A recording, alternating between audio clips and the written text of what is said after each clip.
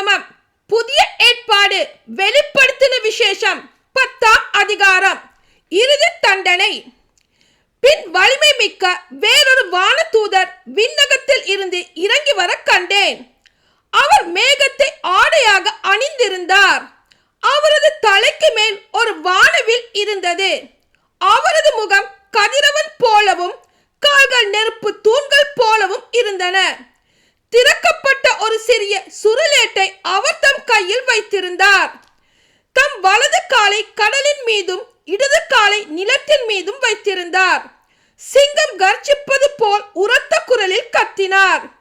இவ்வாறு அவர் கத்திய பொழுது 7 இடிகள் முழங்கி எதிரொலித்தன. அந்த 7 இடிகளும் முழங்கிய பொழுது நான் எழுத ஆயத்தமானேன். ஆனால் விண்ணகத்தில் இருந்து வந்த ஒரு குரல், 7 இடிகளும் சொன்னதை மறைத்து வை, எழுதாதே என்று சொல்ல கேட்டேன்.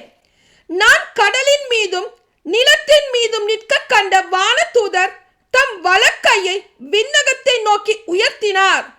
விண்ணையும் அதில் உள்ளவற்றையும் மண்ணையும் அதில் உள்ளவற்றையும் கடலையும் அதில் உள்ளவற்றையும் படைத்த என்றென்றும் வாழும் கடவுளின் பெயரால் ஆணையிட்டு, இனி தாமதம் கூடாது.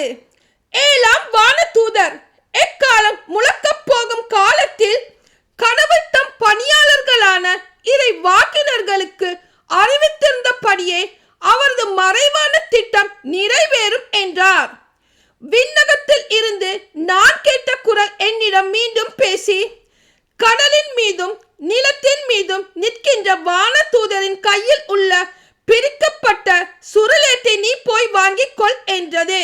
நானும் அந்த வானதூதரிடம் சென்று அந்த சிற்றேட்டை என்னிடம் தரும்படி கேட்டேன். அவரோ, இதை எடுத்து தின்றுவிடு, இது உன் வயிற்றில் கசக்கும், ஆனால் வாயில் தேனை போல் இனிக்கும் என்று என்னிடம் சொன்னார்.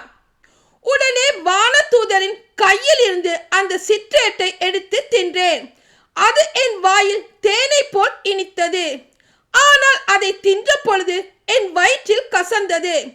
பல்வேறு மக்கள் இனத்தார், நாட்டினர், மொழியினர், மன்னர் பற்றி நீ மீண்டும் இறைவாக்குரைக்க வேண்டும் என்று எனக்கு சொல்லப்பட்டது. ஆமேன்.